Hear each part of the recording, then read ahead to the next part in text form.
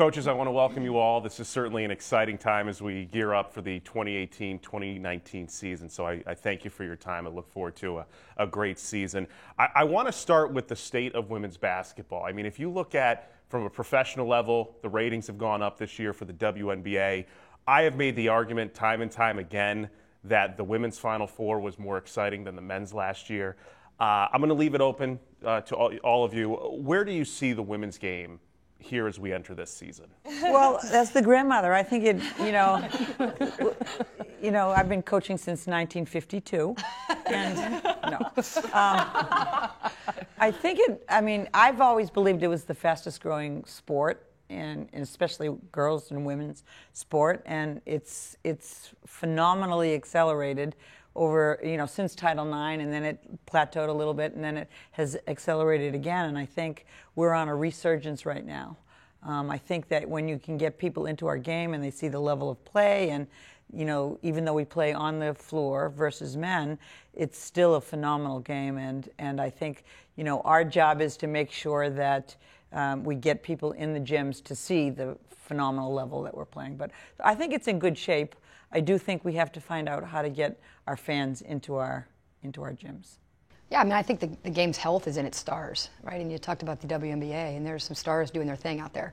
And same thing in the college game with what Enrique did in the NCAA tournament, and what so many players, Asia Durr did all season, and then of course we've got some stars in our league that have been really special.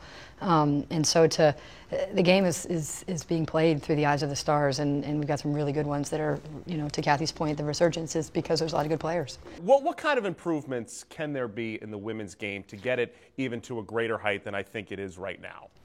Well, just to touch on what some of our other coaches have said, just to get more people in the stands. Like you had mentioned, it's growing. The interest is there. We have the stars. The conference is so strong. The Ivy League, compared with the other conferences in the country, we're always in the top 10. So we have the talent, and just to continue to market like the Ivy League does for us, and like our own schools do for us, and continue to get our brand out there. And I think everyone's collectively working really hard to help it grow. I'm going to add on to, I recruited Sarah back in the day. 1950s? Yes. Mm-hmm. This is a long time, thank you. And she was the kind of athlete that, fans want to watch play. She was an incredibly intense, competitive athlete for when she played. And so, she blew me off for Boston College, and I don't know. You sent me to a science class. Oh. No, I'm kidding. But, it's that kind of athlete that it is exciting to watch them play, and that help get fans into our gym. It's seen by head coaches, especially on whatever level it is, that you are the face of the program or the CEO of the program. How prominent is your role in not only developing your specific program, but at the same context trying to grow the game of women's basketball? I think it's an honor to really have the opportunity we all do to touch lives of young women. I think it's our responsibility to make sure they have a great experience. They're coming into our programs and entrusting us with 4 years of their education and their basketball careers. Most of them most likely finishing their careers in college. So it's a great responsibility, I think, that we all enjoy so much. And I think it's important for us to teach our players who helped us get there, Title IX, the struggles or the challenges people had to overcome to help our game be where it is. But it is a very fun job, and I think it's something that we're all very lucky to do.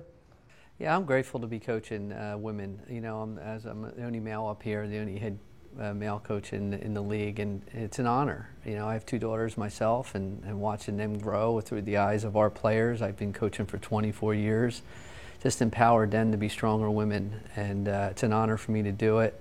If I can mentor them the best I can, to watch, to help them grow, take them next steps in life, then I think we're all doing a good job. We're all competitive. We all want to win. But I think what we're doing is pretty special and a really important league to a lot of people, and I think we're really prideful of all of our universities and particularly our league. I want to change the conversation now to the state of the Ivy League as we go into this season. And Kathy, I want to start with you because you're going into your 37th year with Harvard. You had arguably the most memorable moment when you beat Stanford back in '98, 16-1, first time that has happened. How have you seen the development of the Ivy League from when you first came to Harvard and now? It's been a dramatic change, the change since I started in 1982, and everything from the athletes themselves are different. They're taller, they're faster, they're maybe even a little more serious about their basketball, their training, their performance strategies. I think the school's support has changed dramatically. I think we're living in a culture right now where equality is, we're at the crossroads of equality, like on every level, from pay to support to marketing to branding. And so I think that's a really exciting time. I mean, there's a lot of work to be done, but, just the work that Robin has done in the Ivy League to fight for, what we were very vocal each year regarding the tournament. They've been working hard, pushing hard, fighting. And I think the more we fight, the more equality we can have. And, even ESPN, our relationship with you is going to be fantastic for our league and for women's basketball. And I was going to kind of touch upon that too. I played in the league, as you know, and in likening it back to Sarah, it sounds like you had to make a tough choice, right? Boston College or Harvard, and one at that time was an academic decision, and one was probably a little bit more of, you could have a higher basketball but still have a good academic institution, right? And I think that's what's changed. It's because when I went through it, I really had to make a choice. I'm either going to go and I'm going to go try to play in a Final Four or go to a Sweet 16, or I'm going to get the best education I can. And I think what collectively we're so proud of is that decision no longer exists. You can have it all. And I know we're all recruiting to our institutions, but you can go to the best schools in the whole entire country and you can get a very elite basketball opportunity. And that for me that equals growth. And we're there. We're there. I want to get to recruiting in just a moment, but for Allison and Megan, you two are still building your respective programs. I know, Megan, you're in your third year at Columbia, Allison, your fourth year at Yale. How do you try to implement your personal philosophy and your personal campaigning to build your program in the way that you see it? Sure. Well, I think you listen to Mike and Dana talk a little bit about the passion of what they take into their coaching, and I think everything is so relationally driven. That's how we operate, and so it's the reason why we coach is those relationships. So I think that what we're building, I think Meg can speak to it as well, we are able to sit down and talk to this experience as a whole, what Courtney just touched on, that it is this opportunity that provides a world-class experience from an academic perspective, an athletic perspective, a social perspective. It's really like no other opportunity. So building our own programs, I think that your team assumes the identity of its leader. And I think that we all have unique personalities and different touches and styles and philosophies. So it's just making sure we're the best teachers and getting our players to buy into what our systems are. And really being creative, I think, in this league, that when you're looking for the best basketball players who are going to compete and are multifaceted and are going to be really successful in the classroom, you have to be adaptable to changing your mindset and your systems approach. So it takes time spending in the summer how you're going to capitalize on your players' strengths. So I can tell you very much our team, year one, we run an entirely different offensive system in year three. We're going to be running an entirely different defensive system in year four. And so I think it's that adaptability. And I think at the end of the day, championship culture is just based on the relationships that you build and how you operate on a daily basis, not focused on the wins and losses. Those will take care of themselves, the way you handle yourself on a daily basis. I agree with a lot of the points Allison brought up. I think that this league provides a really unique platform for all of our student athletes, and it's our job as their leaders or head coaches or mentors to really drive them and put them in the right situations so that they can succeed. We're all about thriving here and being challenged versus struggling and drowning. And so to me, it's we want to make sure that we really set these young women up for the best opportunities with the right balance. And being adaptable along the way, as Allison touched on. I think that's huge. With an ever-changing culture of social media and the internet and the shift of how things now are learned in the classroom, in life, I think it's really important that we just maintain that and we know that we're here to serve the student athletes.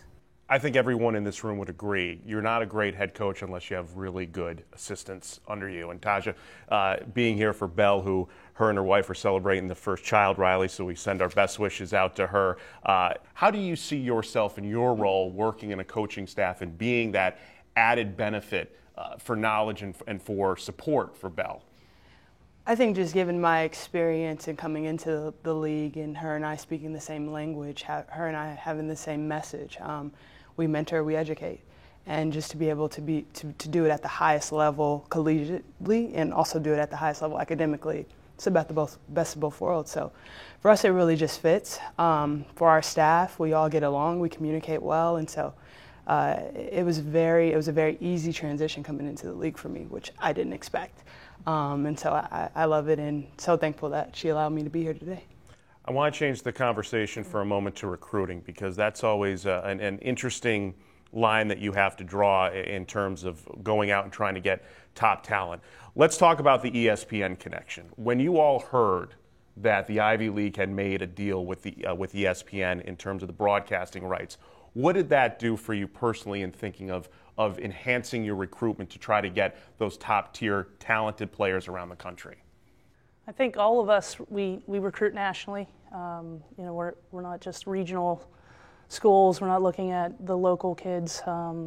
We have the opportunity now for all of our games to be televised and seen by everyone across the country, and maybe internationally for some of those that can do that. I think it's just it's a tremendous positive, and for what each of us are trying to spread. They can't be there every day. They can't fly over across the country to see our games or a practice. They're going to be able to turn on the television or turn on the internet and see that. I think it's a huge bonus for our league, and I think every coach here will be able to really utilize that down the road in recruiting. You know, we're so, as I said this earlier, we're prideful of what we have in our league and the talent in our league, and I think it gives a lot of eyes to the level of play that the league has.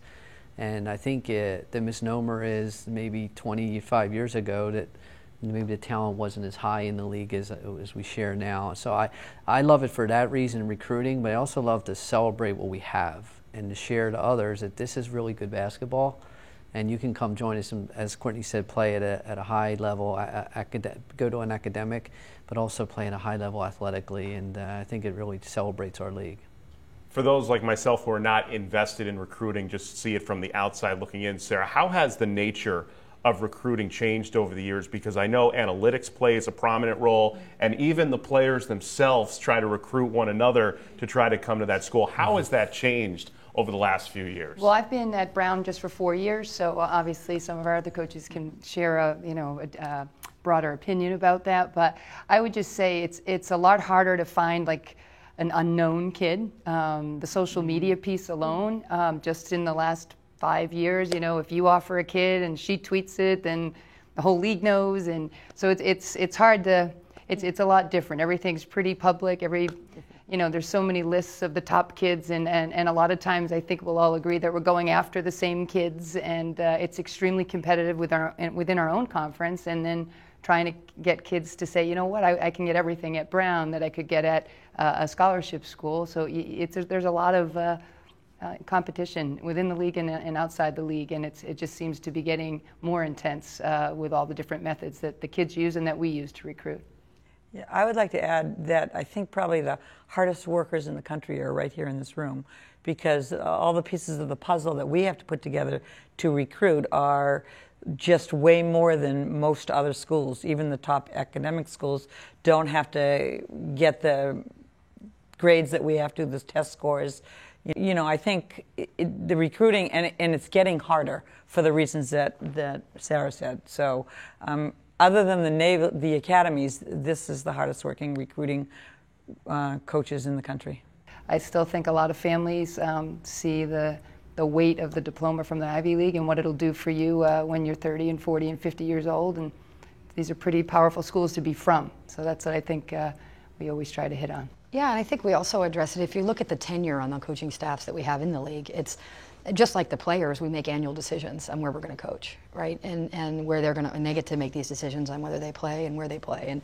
And because we've lived it, we understand the power of it. And so our job is just to articulate that in a way that they can understand, because Kathy's not at Harvard because nobody else wanted her. It's because in her eyes, it's the best place in the world to coach and to be from. And so I think the tenure of our staff, and I say that, tell that to recruits, it's look at the tenure on our coaching staff and compare it to some other of the top leagues in the country, and it's a tough league to leave because of the quality of player. You know, I get to coach, you know, as you know, Blake Dietrich is in the pros right now, and she just got knocked out playing for Atlanta Dream. I mean, these are some of the top humans on the planet, and then they're also really high-level basketball players. It goes right down the rosters. John, I always like to share this story about what it's like recruiting to a league like this, because as a former assistant in the league about 8 to 9 years ago, I still got a call back as an assistant calling Brianna Stewart just to tell me that she thinks she's going to thank you, Yale, but I think I'm looking at UConn right now a little bit.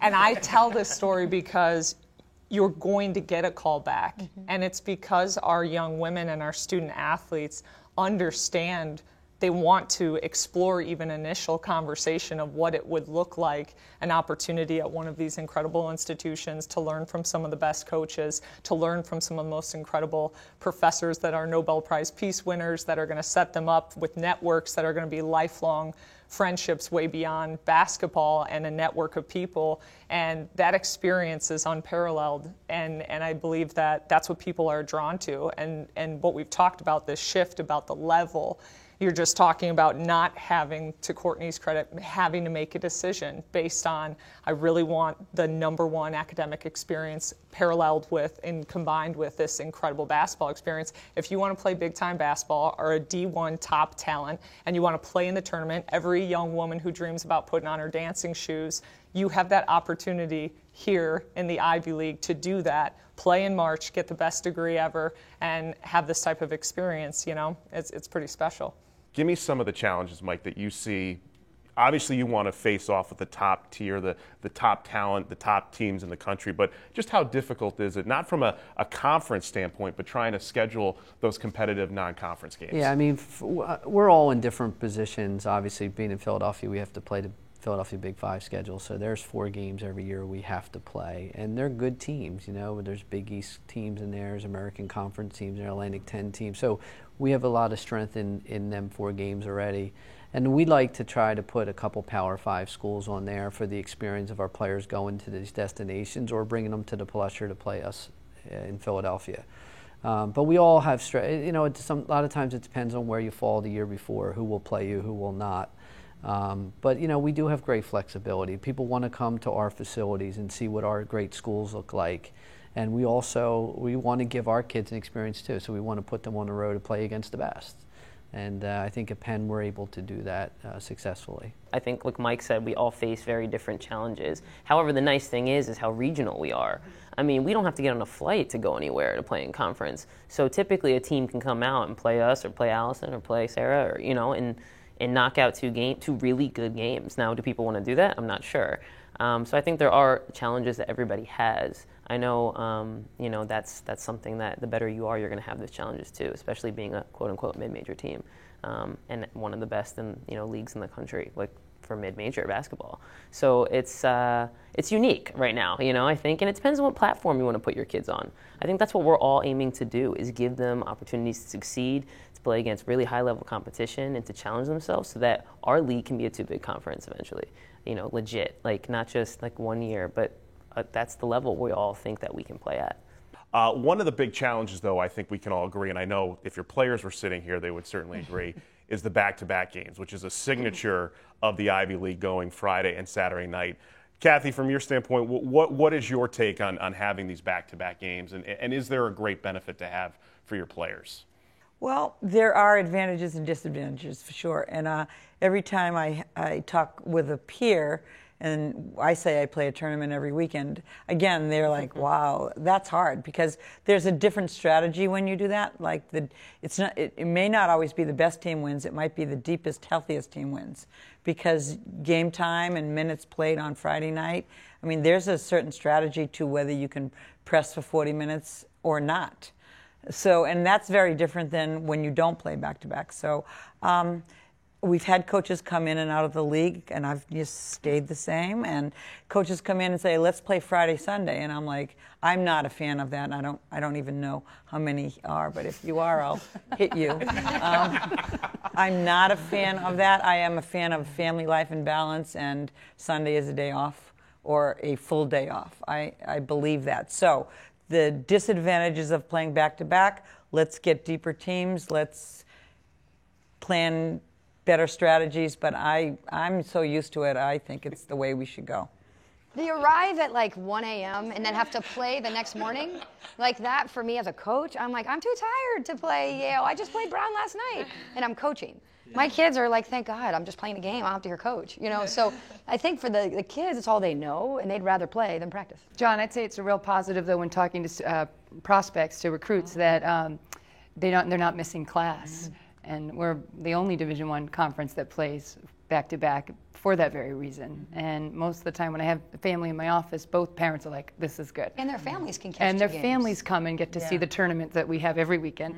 So there are a lot of pluses to it. Well, Kathy, you alluded to the word I was thinking of was balance, because I think this day and age, everyone is so much about the sport, but not the academics. In terms of the viewership or the audience that is watching, everybody's worried about the game. They're not worried about if the kids go into class or not. Taja, from that standpoint, how important is it for a student athlete, and the key word here is student, to have balance in their life?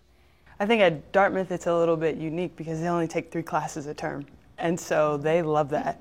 But what it does for us as coaches is it allows for us to hold them accountable more, making sure that they are following up on their assignments, and then collectively as a group they do that on their own, on the back of the buses, in hotel rooms. I mean, everybody, student athletes probably do it. They're sitting in lobbies studying, hey, did you study for that test? So it's really unique that they are, at least for our team, they have a collective sense of, you know, academics are important and we're going to support each other, and we're just there to hold them accountable in those moments. But it's great. Again, you get high-level basketball, you get high-level academics. It's a 50-50 commitment. Yeah, I think it's huge. I think if you want to get the most out of your student athletes on the court, they need to be happy in all areas of their life. We preach that quite a bit.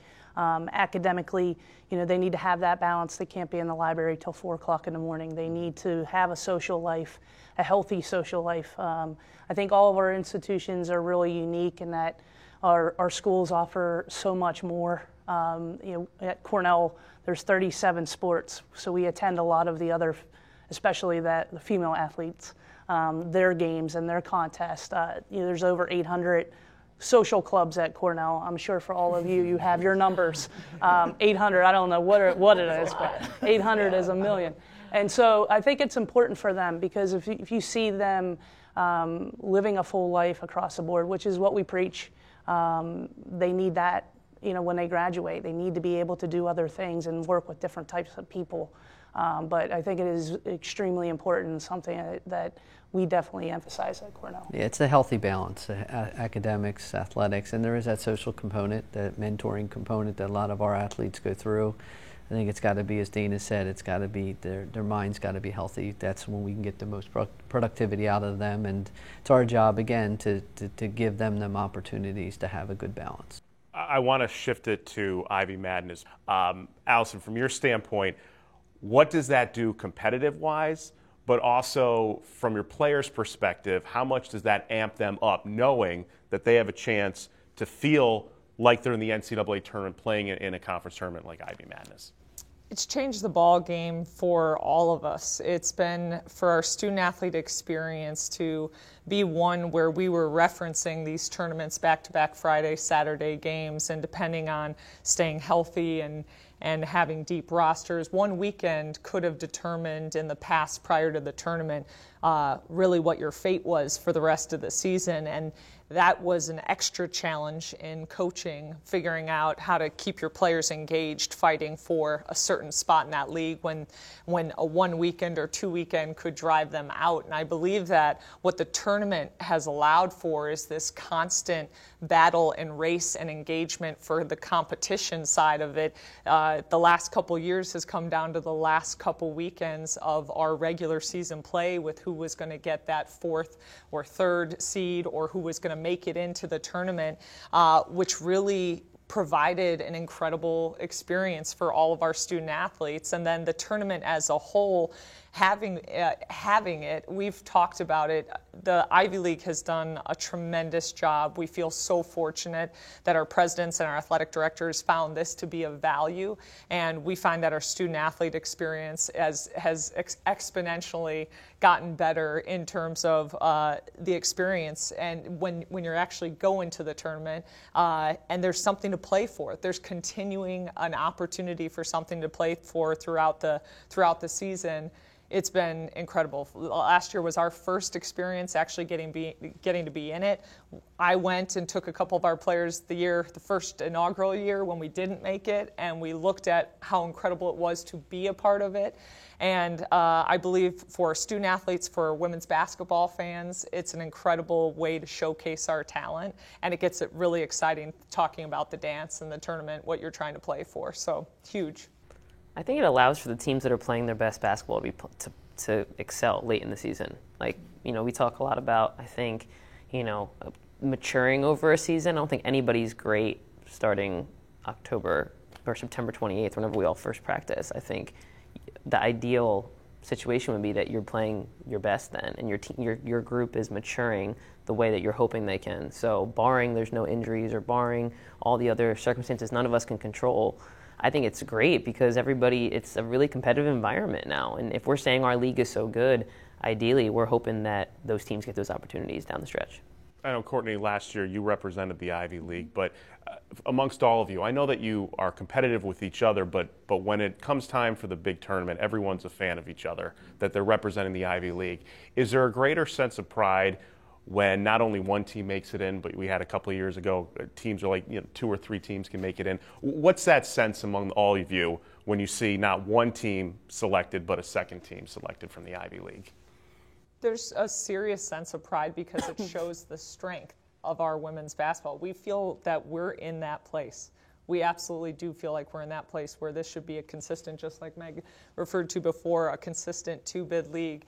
We're talking about an RPI that we were saying top 10, but at points in the season last year was the 8th best RPI in the country. You're taking the Power 5 conferences, adding a point percentage off of the Big East, and you're talking about this is the level of play. So when we get to represent, and it's the same way when we're talking about, I remember texting Penn and Mike before his game in the tournament against A&M, and we're sitting there rooting for each other, and we feel like we've arrived, and we do deserve that type of credit, and we know better than anybody because we have battled and gone in and out every night, every Friday, Saturday with each other, and we know the level of talent and play. So yeah, we are big fans of one another, and especially how we represent our entire league. And I think you see that in the tournament, you see that in the NCAA tournament. Lastly, I want to just get each of you to give me an idea of what the next steps are for this league to take that next elevation to even enhance this league even more so than it is now. Just coming out of our Ivy League meeting, the Ivy League is branding the power of and I thought that was like phenomenal.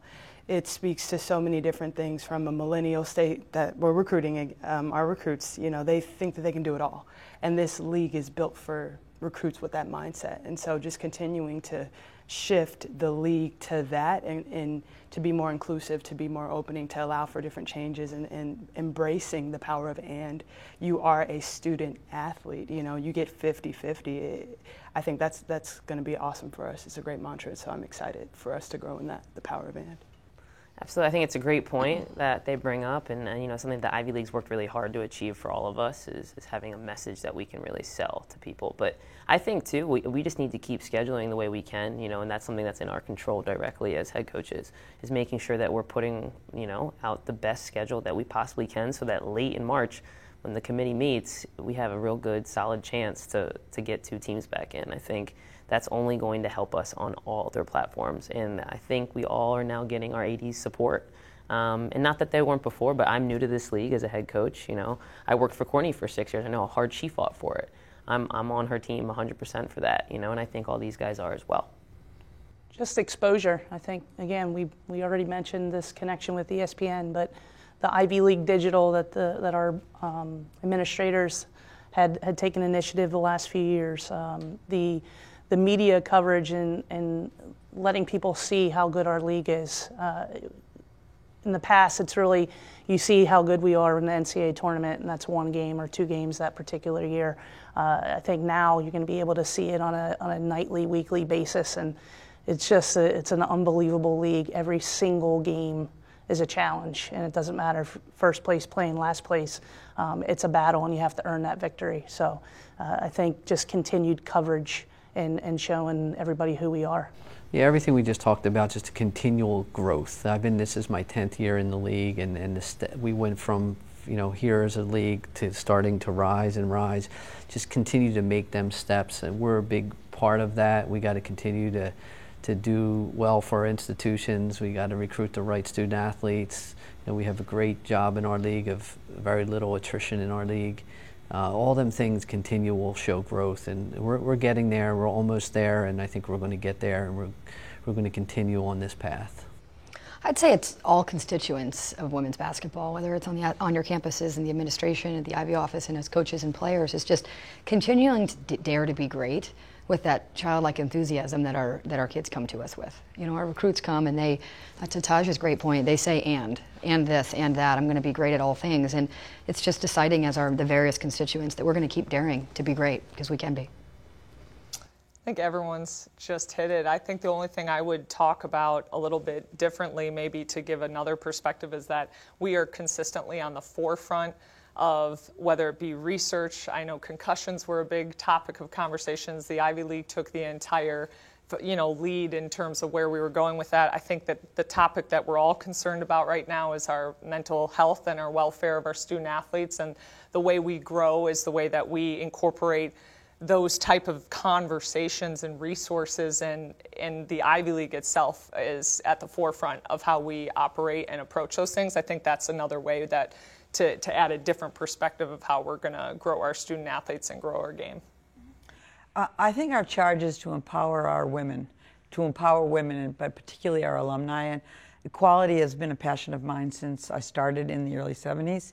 And so I think the charge is to pass the baton to our alumni and our athletes to share the passion. They are remarkable women. Our alumni lists are who's who in this country. And so as their mentors and teachers, we have to make sure they have an awareness that it's now their time to share the passion, help fill the venues, make the venues exciting, support the Ivy tournament.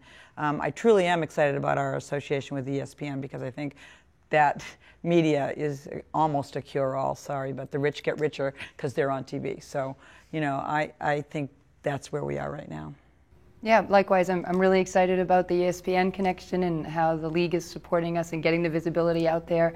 I'm excited that the tournament's at Yale this year, and I think that the league's taking great steps forward, and we've got a great product to show everybody, and everybody's doing what they can to forward the game and forward it for the Ivy League. Well, I know from the ESPN standpoint, we are excited about the deal with the Ivy League. I think the exposure is going to be great for both sides. I wish you all the best of luck, and I think it's going to be a great season for the Ivy League. Thank you so much. Thank you.